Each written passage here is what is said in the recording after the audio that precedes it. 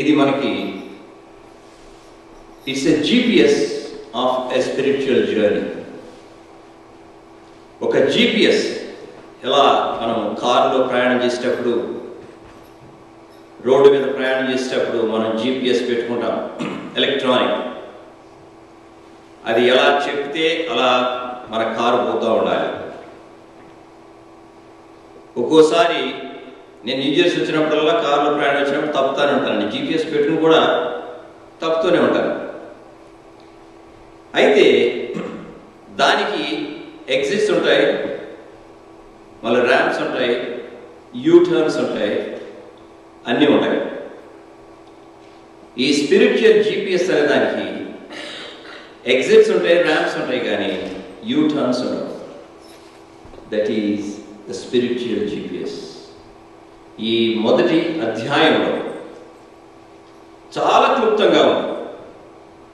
మొదటి అధ్యాయం చూసినట్లయితే ఆ మొదటి అధ్యాయంలో ఉన్న ఆ యొక్క వాక్యాన్ని మనం పాటించగలిగితే అది చాలా వరకు మనకి యొక్క ఆత్మీయ జీవితంలో బలపడటానికి చాలా ఉపయోగపడుతుందని నేను చెప్తున్నాను. ఈ కీర్తన గ్రంథంలో 150 కీర్తనలు ఉంటే కూడా అవి ఎలాంటివంటే ఒక ఆర్ట్ మ్యూజియంలో ఫుల్ ఆఫ్ పెయింటింగ్స్ ఉన్నాయనుకోండి, 150 పెయింటింగ్స్ ఉన్నాయనుకోండి, మనం లోపలికి వెళ్ళినప్పుడు కనపడే మొదటి పెయింటింగ్ అనుకోవచ్చు దీన్ని.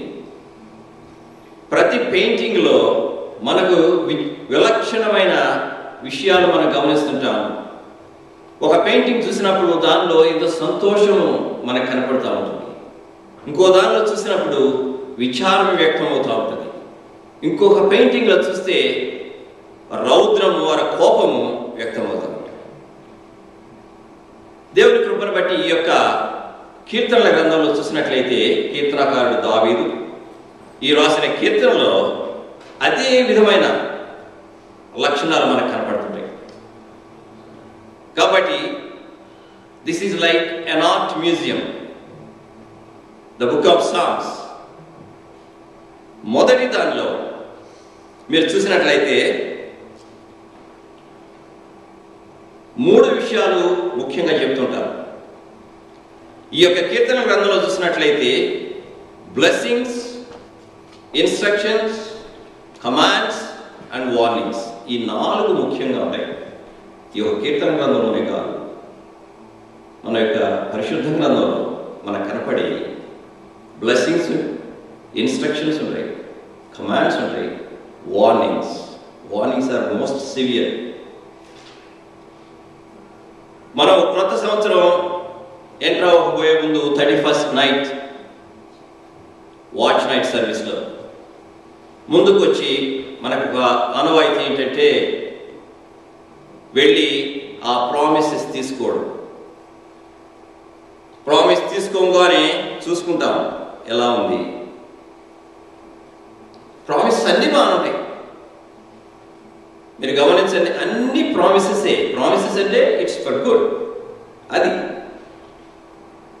కానీ మనం వాటినే కాదు, ఒక్కోసారి బైబిల్ ఇలా తెలిసినప్పుడు కొన్ని కఠినమైన మాటలు కూడా మనకు కనపడుతుంటాయి.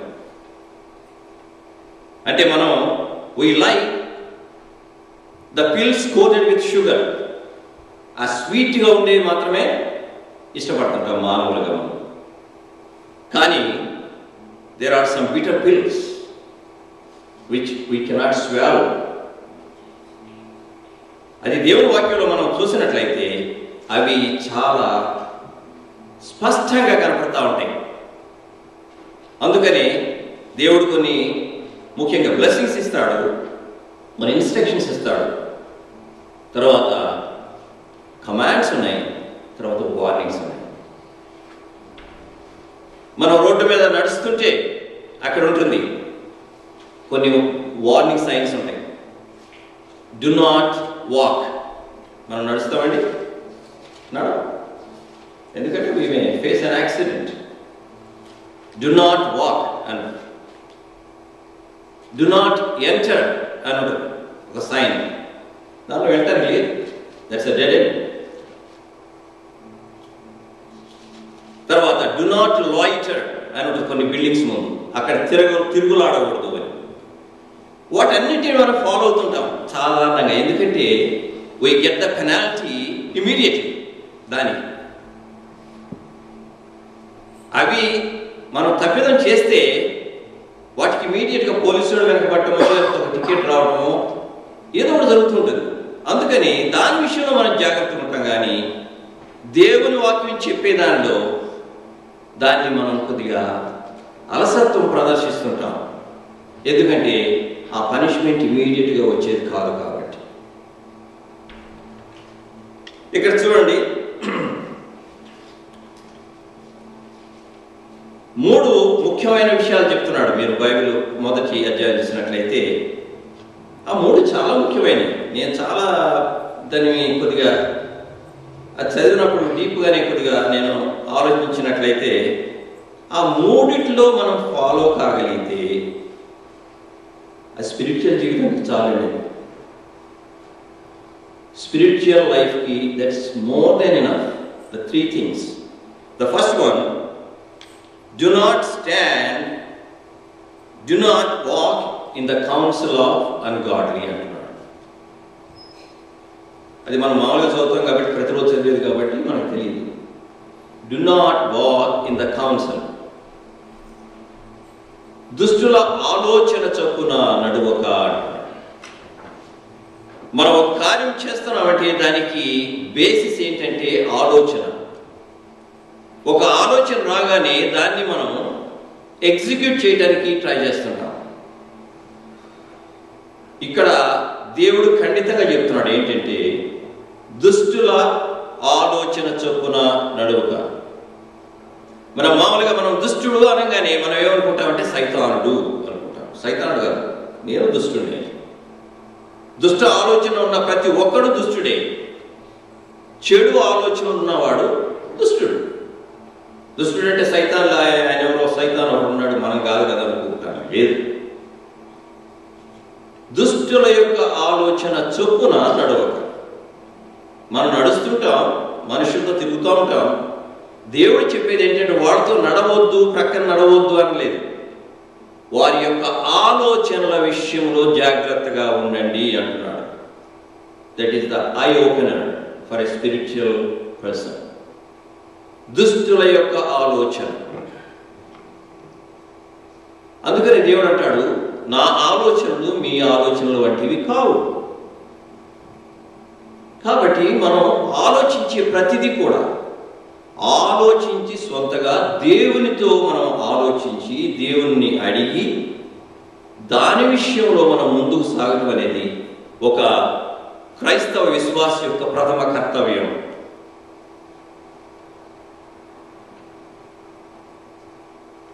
కీర్తన గ్రంథం 20వ అధ్యాయం 4వ వచనం దయచేసి చదవండి. కొన్ని రిఫరెన్స్ ఇస్తాను, క్షమించండి, కొద్ది చదవండి. ఎందుకంటే మనం ఇంటికి వెళ్తే మళ్ళీ మన బైబిల్ బహుశా తెరవకపోవచ్చు, ఈ రిఫరెన్స్ చూడకపోవచ్చు. కాబట్టి ఇక్కడే కొద్దిగా చదవాలని నాకు కోరికండి, క్షమించండి. కీర్తన గ్రంథం 20వ అధ్యాయం 4వ వచనం. నీ కోరికను సిద్ధింపజేసి నీ ఆలోచన యావత్తను సఫలపరచుగాక. ఆలోచన యావత్తును సఫలపరచగలిగింది మనుషులు కాదు, దేవుడు మాత్రమే. మన ఆలోచనల్ని ఒక పద్ధతిలో, ఒక మార్గంలో పెట్టగలిగిన వాడు దేవుడు ఒక్కడే. మన ఆలోచనకి ఇంకొక ఆలోచన జత అయితే అది ఎటు వెళ్తుందో మనకు తెలియదు. కాబట్టి ప్రతి ఆలోచనను దేవుని ద్వారా మనము ఆలోచించి ఆయన వాక్యం ద్వారా మనం పరిశీలించుకొని మన ఆలోచనలు బట్టి మన ప్రవర్తన ఉంటే అది చాలా దేవునికి అనుకూలమైన పని. రెండోది అంటాడు, do not stand in the way of sinners. Do not stand in the way of sinners. ముందు అంటాడు డు నాట్ వాక్ అంటున్నాడు, తర్వాత అంటాడు డు నాట్ స్టాండ్. మనం మామూలుగా నడుస్తూ ఉంటాం, ఒక చోట ఆగ్యమంటే దానికి కొంత ఎందుకు అవుతామండి, ఎవరితో మాట్లాడటానికో ఏదో ఒక కార్యం చేయటానికి అవుతాం కాబట్టి నెక్స్ట్ స్టెప్ ఏమంటున్నాడంటే do not stand in the way of sinners. పాపుల మార్గమున నిలువవద్దు. అందరూ పాపులమే, కానీ దాని నుండి దేవుడు మన కృప చేత ఆయన రక్షించాడు. మనం మరీ అదే మార్గంలో మనల్ని నడవద్దు, అక్కడ నిలిచవద్దు అంటున్నాడు. దీనికి ప్రోవర్బ్స్ సామెతల గ్రంథం 3వ అధ్యాయం 6వ వచనం ఒకసారి చదవండి దయచేసి.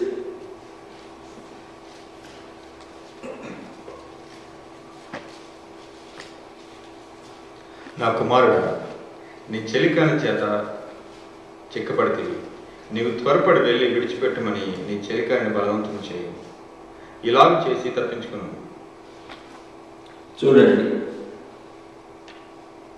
ఒకవేళ మనము మార్గంలో ఒక చోట ఆగాల్సి వస్తే కూడా, ఏదైనా ప్రమాదం ఉందని తెలిస్తే కూడా తప్పించుకొని వెళ్ళుము అంటున్నాడు.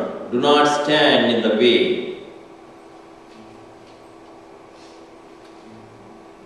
Do not stand in the వే. అది కఠినమైన మాట. Do not walk in the counsel of ungodly. Do not stand in the way of sinners. వాళ్ళ మార్గములే వేరుకుంటాయి. వాళ్ళ మార్గములు ఉచ్చులుంటాయని బైబిల్లో ఉంది. వారి మార్గమున వెళ్ళవద్దు. వారి మార్గంలో ఉచ్చులు అంటే తెలుసు కదండి, మనకి పక్షులకు వేస్తారు ఉచ్చులు, అలాంటివి ఉంటాయి. కాబట్టి మనం ఇరుక్కుంటామని దేవుడు మనకి ఖండితంగా చెప్తున్నాడు. Do not stand in the way of sinners. మూడోది వచ్చి do not sit in the seat of scornful. అపహాస్యకులు కూర్చుండు చోటున కూర్చుండవద్దు. ముందు నడవద్దు అంటున్నాడు, నిలబడొద్దు అంటున్నాడు, మూడోది కూర్చోవద్దు అంటున్నాడు. మరి మిగిలింది ఏంటంటే ఇంకా పరిగెత్తడం. మిగిలింది పరిగెత్తడమే కదా మనకున్నది. ఆ పరిగెత్తడము మనం అపొస్తలుడైన పౌలు జీవితం చూసినట్లయితే, నేను సిలువ యొద్దకే గురి యొద్దకే పరిగెత్తుచున్నాను అంటున్నాడు. మంచి పోరాటం పోరాడితిని, నేను గురి యొద్దకే నా పరుగు తుదముట్టించుకొని నా విశ్వాసమును కాపాడుకుంటున్నట్టు 3 విషయాలు చెప్తున్నాడు. Do not stand, do not walk, do not sit. అపహాస్యానికి హాస్యానికి తేడా ఉందండి. అపహాసకులు కూర్చుండు చోటున కూర్చుండు అంటున్నాడు. హాస్యము వేరు, దట్స్ అ లాఫ్టర్. మనం ఏదైనా మాట్లాడుకుని సంతోషపడటం వేరు. అపహాస్యం అంటే దానిలో ఇంకొకరి విషయం ఇన్వాల్వ్ అయి ఉంటుంది. వేరే వారి గురించి నవ్వుకోవడం, విమర్శించుకోవడం, వారి గురించి తోలనాడి మాట్లాడటం అనేది అపహాస్యం కింద వస్తుంది. అది చాలా మూడవ విషయం చెప్తున్నాడు దేవుడు. దావీదు ద్వారా చెప్తున్నాడు, do not sit in the seat of scorn. 3 విషయాలు. ఇప్పుడు మన పిల్లడు దుమ్ములు ఆడుతుంటే ఏమంటామండి? Don't play in the dust. వాళ్ళకైతే చెప్తాం మనం, do not play in the dust. అటు పరిగెత్తొద్దు, ఇక్కడ కూర్చో, ఇటు నడవద్దు, ఇవన్నీ చెప్తున్నాడు. If we go to a vegetable market and a fruit market, what we do? We pick up the good things. We don't pick up rotten things. ఇక్కడ మరీ freedom, అక్కడైతే ఇండియాలో అయితే ఆవిడ ఇష్టం చేస్తుంటాడు తారదు. ఇక్కడ మనం ఏం చేస్తాం? We pick up the nice ones, good ones, the fresh ones. అంటే మనం ఇంకిత జ్ఞానం ఉపయోగించుకుంటున్నాం అంట. Man is a rational animal. He knows what is right, what is wrong, but not the animals. అలాంటప్పుడు దేవుడు ముఖ్యమైన 3 విషయాలు చెప్తుంటే మనం ఎంతవరకు గ్రహిస్తున్నాం?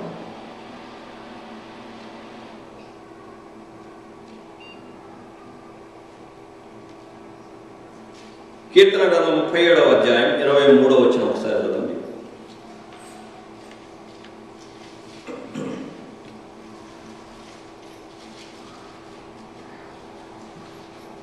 నిర్దోషులను కనిపెట్టము, యథార్థవంతులను చూడు,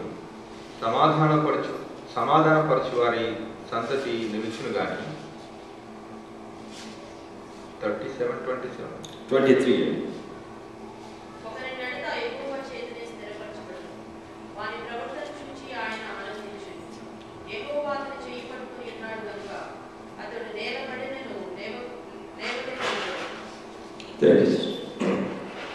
ఒకరి నడత యెహోవా వలన స్థిరపరచబడును. అంటే మన నడకలు, మన ప్రవర్తన అంత దేవుని చేత స్థిరపరచబడి ఉండేదిగా ఉండాలి. దానికి మనం కూడా మన యొక్క పార్ట్ మనం చేయాలి. అందుకనే దేవుని గ్రంథములన్నీ మీకు ఇన్స్ట్రక్షన్స్, కమాండ్స్, వార్నింగ్స్ అని ఉన్నారు. కాబట్టి ఈ 3 విషయాల్లో మన యొక్క ప్రవర్తన, మన యొక్క పద్ధతులు అన్నీ దేవుని చేత స్థిరపరచబడతాయి. ఎప్పుడు మనం ఆయన యొక్క వాక్యాన్ని ఆలకించి దాని ప్రకారం నడుస్తున్నప్పుడు చాలా మెండుగా అభివృద్ధి చెంది దేవుళ్ళు నిలవటానికి కారణమవుతాం. అందుకనే ఇంగ్లీష్లో చూసినట్లయితే బ్లెస్డ్ ఈజ్ ద మ్యాన్ అంటాడు. First it starts with blessings. Blessed is the man that walketh not in the counsel of ungodly, nor standeth in the way of sinners, nor sitteth in the seat of scornful. Blessings. If you do not do all these 3, you will be blessed abundantly. మనకి blessings ఈ 3 చాలండి. మనకి బ్లెస్సింగ్స్కి ఈ 3 విషయాల్లో మనం సరిగా ఉంటే the blessings will shower down like rain. అది ముఖ్యమైన. అయితే మనం బైబిల్లో చూసినట్లయితే ఎవరు వీటిని ఫాలో అయ్యి బ్లెస్సింగ్స్ పొందారో అనేది మనం ఒకసారి, నేను ఎక్కువ రిఫరెన్స్ లేవు కానీ కొన్ని విషయాలు చూద్దాం ఇక్కడ. Who walked with God? బైబిల్లో చూసినట్టయితే పాత నిబంధన గ్రంథంలో మీరు చదవక్కర్లేదు. జెనసిస్ 5:24లో Enoch walked with the Lord. Enoch walked with the Lord. అందుకని he was taken into the heaven with the worldly body, the physical body. What a blessing. Elijah ఉన్నాడు. What a blessing it is. దేవునితో నడుచుట, అడుగులో అడుగు వేసి నడుచుట, ప్రక్కన నడుచుట, ఆయన నీడలో నడుచుట అనేది ముఖ్యమైన విషయం. ఆయన వాక్యాన్ని బట్టి నడుచుకుంటే చాలు.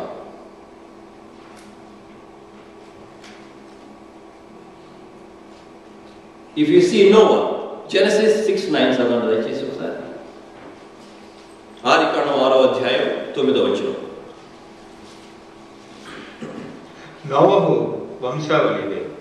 నోవహు నీతిపరుడును, తన తరములో నిందారహితుడై ఉండెను. నోవహు దేవునితో కూడా నడిచినవాడు. దేవునితో కూడా నడిచినవాడు, నిందారహితుడు, నీతిమంతుడు. దేవునితో నడుచుట అనేది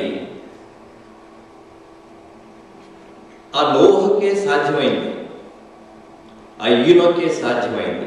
వేరే వాళ్ళు కూడా నడిచారు. కానీ మనకి ఆ యొక్క పరిశుద్ధ గ్రంథంలో వీరిని గురించి చాలా విపులంగా రాయబడినట్టు చూస్తున్నాం.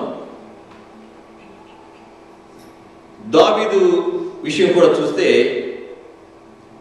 2వ దినవృత్తాంతంలో 7వ అధ్యాయం 17వ వచనం చూడండి ఒకసారి.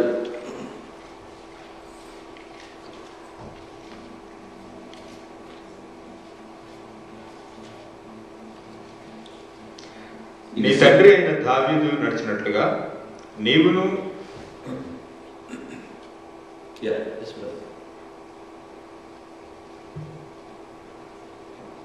నీవును నాకు అనుకూల వర్తడనమై నడిచి నేను నీకు ఆజ్ఞాపించిన దాని అంతటి ప్రకారం చేసి నా కట్టడలను నా న్యాయ విధులను అనుసరించిన యెడల ఇశ్రాయేలీయులను ఏలుటకు స్వసంతతి వాడు ఒకడు నీకిండకపోడని నేను నీ తండ్రి అయిన దావీదుతో చేసి ఉన్న నిబంధన బట్టి నేను నీ రాజ్య సింహాసనమును స్థిరపరచుదును.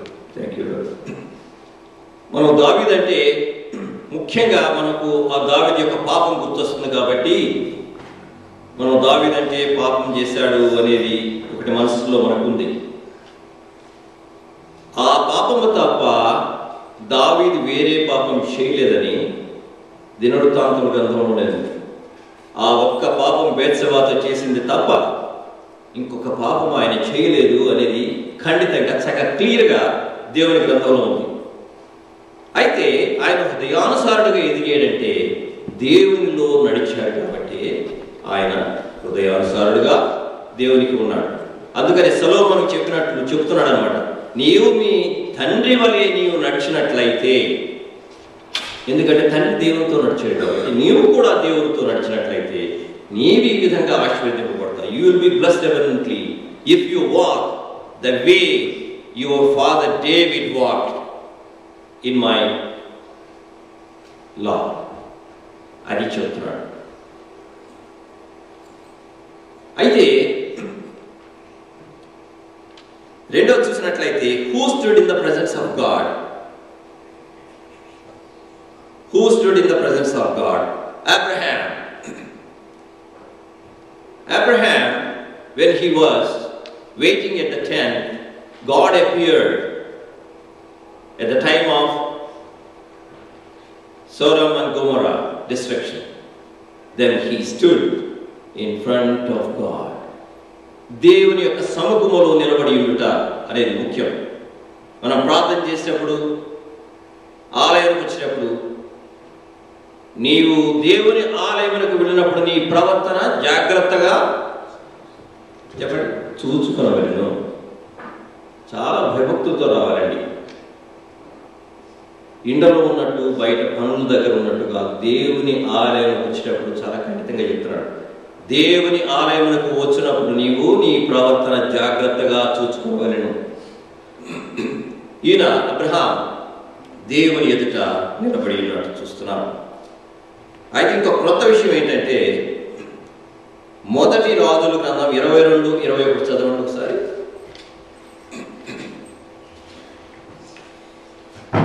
మొదటి రాజుల గ్రంథం 22వ అధ్యాయం 21వ వచనం.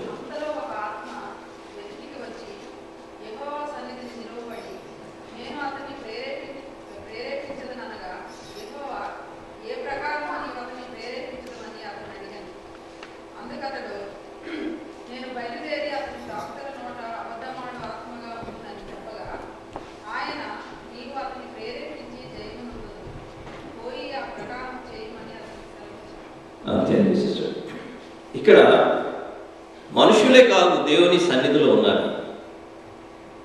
ఏ spirit, maybe an evil spirit, అంటే దేవుని సన్నిధిలో ఒక ఆత్మ వచ్చి నిలబడి ఆయన యొక్క ఆజ్ఞ కోసం వేచి చూస్తుంది. Why can't we stand in the presence of God? Why can't we stand in the presence of God? Do not stand in the way of sinners, but stand in the presence of God.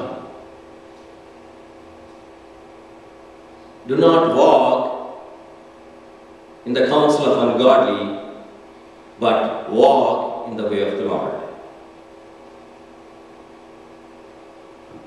ఇంకొకసారి యోబు గ్రంథం చూసినట్లయితే, నేను reference ఇవ్వనని చెప్తున్నాను. యోబు గ్రంథం చూసినట్లయితే దేవదూతలందరూ వెళ్ళి దేవుని దగ్గర నిలబడినప్పుడు ఈ సైతాను కూడా వెళ్ళి ఇట్లా నిల్చోండి. ఏంటి ఎక్కడ తిరిగి వచ్చామంటే, నేను అటు ఇటు తిరిగి వచ్చాను, మరి యోబు అని మా సేవకుడని యోబుని చూశాను అంటే, చూశాను, మరి మీరు అందరూ కాపాడుతున్నారు కాబట్టి ఆయన అంటున్నాడు, మీరు ఒకసారి క్షమించారంటే ఆయన నేను మిమ్మల్ని తిట్టాడు అని చెప్తాడు. ఒక సైతాను కూడా దేవుని యొక్క సముఖంలో నిలబడటం చూస్తున్నాం.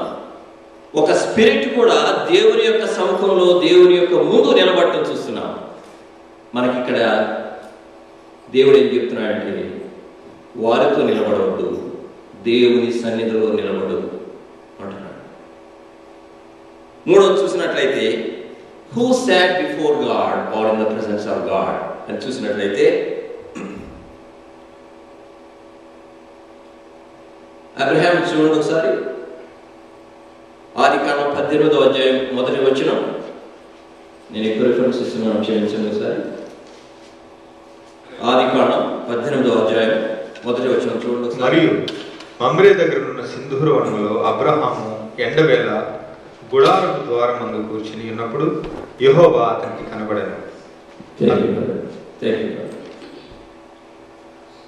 ఎండవేళ మధ్యాహ్న కాలంలో ఎక్కడ కూర్చున్నాడంటే అబ్రహాం తన గుడారం ముందు కూర్చున్నాడు.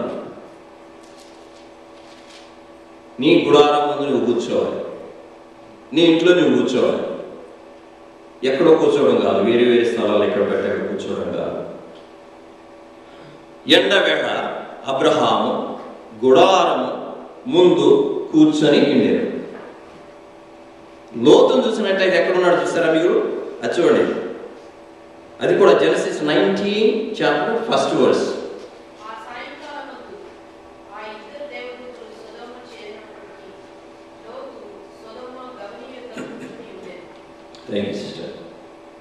ఈయన ఎక్కడ కూర్చున్నాడండి?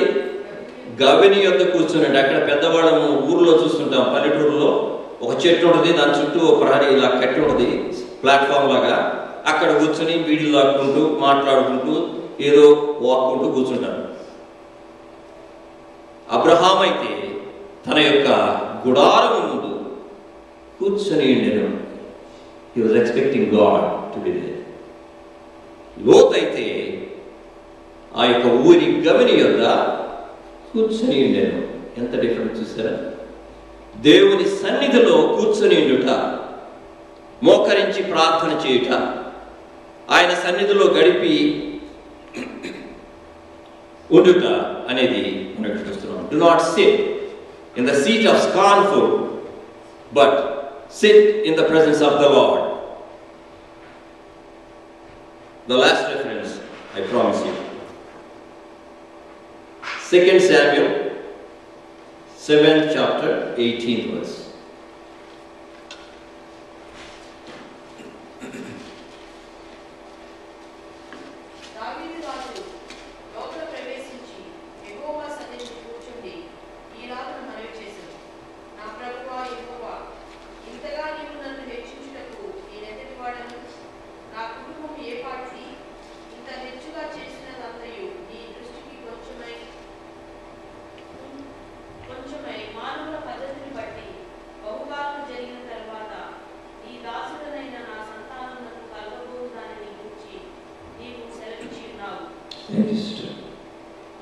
దావీదు దేవుని సన్నిధిలో కూర్చుండి ఆయన హ్యూమిలిటీ చూడండి, ఎంత హ్యూమిలిటీ అంటే, నేను ఏ పాటి వాడను, నా కుటుంబమే పాటిది, నా వంశమే పాటిది తండ్రి. What a humility with brokenness. దేవుడు తప్పకుండా వింటాడని ప్రార్థన, అందుకని ఆయన్ని అంతగా హెచ్చించాడు.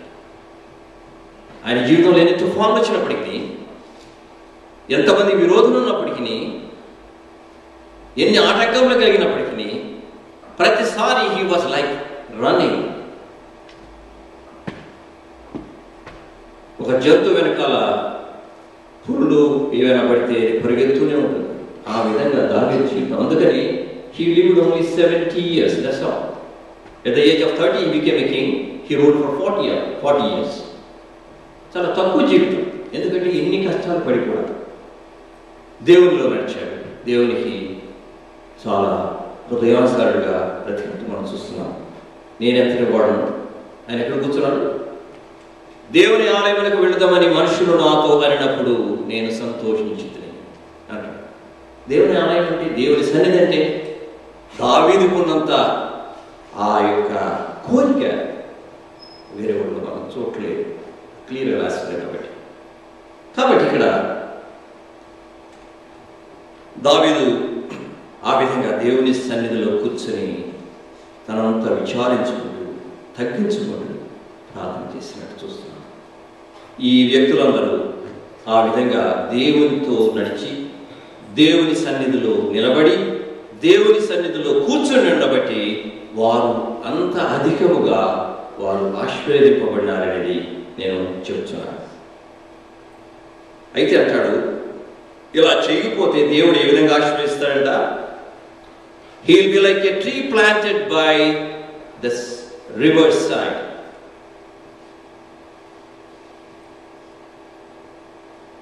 నీళ్ళ యొక్క ఉన్న ఒక చెట్టు వలె పచ్చని ఆకులు కలిగి ఉంటారు. ఎప్పుడు దేవునిలో నడిచి దేవునిలో నిలబడి దేవునిలో కూర్చుండి ఉన్నవాడు. Are those who do not walk in the counsel of ungodly, those who do not stand in the way of sinners, those who do not sit in the seat of scornful, will be like a tree planted by the water with a green leaves. The blessing. That is the spiritual maturity. The greenness, it denotes the spiritual development, spiritual life. 52వ కీర్తనలో 52వ కీర్తన 8వ వచనంలో ఏమంటాడంటే, దావీదు మహారాజు ఏమంటాడంటే,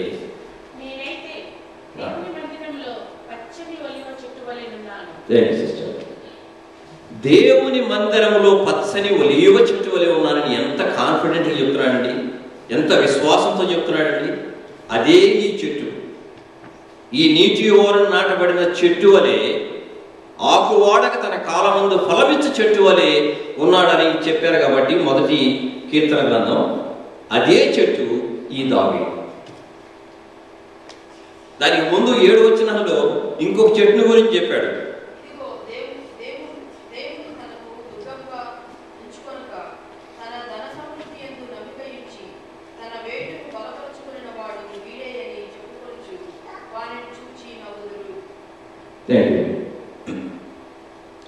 అక్కడ ఈయన నేనైతే దేవుని మందిరంలో పచ్చని ఒలీవ చెట్టు వల్ల ఉన్నానని ముందు డోయగ్ అని ఒక హెడ్స్మన్ ఉన్నాడు, సాల్. ఎంత భయంకరుడంటే 400 మంది దేవుని సేవకులని నోబ్ పట్టణంలో చంపివేసినట్టు చూస్తున్నాము. అది ఒలీవ చెట్టు కాదు, అది ఒక ముళ్ళ చెట్టు. మనం కొన్ని ఈ మామూలుగా వీటిలో ఈ పార్క్స్లో చూసినట్టయితే కొన్ని చెట్లు తల వంచుకుని ఉంటాయి, కొన్ని చెట్లు ఉంటాయి, కొన్ని చెట్లు నిలువుగా పెరుగుతుంటాయి, కొన్ని చెట్లు ముళ్ళు ఉంటాయి, కొన్ని చెట్లు తోట చెట్లు ఉంటాయి. మానవులకు కూడా అది మనం అనుభవించుకోవచ్చు. నాలో ఏమి పొరపాటు ఉందో అనేది ఇతరులు గమనించాలి. నాకు నేను అనుకుంటాను నీతిమంతుడని, కోన నేను అనుకోవచ్చు, నేను గొప్ప, నేను మంచివాడిని, నాకు ఇదేం లేదు, చక్కగా వాక్యం చెప్తాను, పాటలు పాడతాను అనుకోవచ్చు. మరి నాలో ఉన్న తప్పులు నాకు కనపడదు, నా వీపు నాకు కనపడదు కదా.